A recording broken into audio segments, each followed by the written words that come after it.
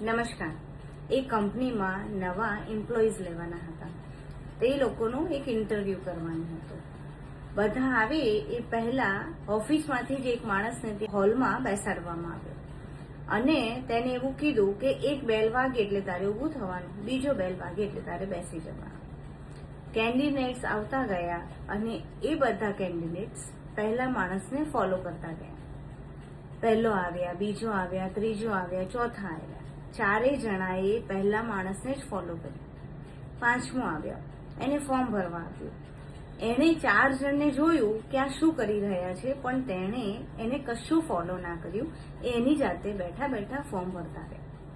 થોડા સમય પછી 6થા, 7મા, 8મા બધાએ પહેલાના 4 વાળાને જ ફોલો કર્યું.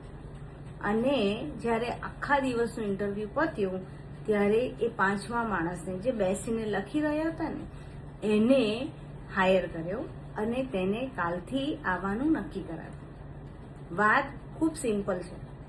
આમાં સમજવા જેવી વાત એક જ છે કે જ્યારે તમે નક્કી કરો છો કે તમારે શું કરવું છે, તો કોઈને તમારી આગળવાળાને ફોલો ના કરો. તમારી દિશા, તમારું ધ્યેય સામેવાળા સાથે કનેક્ટ થાય છે કે નહીં એ વિચારીને એમાં આગળ વધો. કોઈ કરે છે એવું કરવા જશો તો એ લોકોને જે રિઝલ્ટ મળે છે ને, એ જ રિઝલ્ટ તમને મળશે. વિચારી જોજો. નમસ્તે.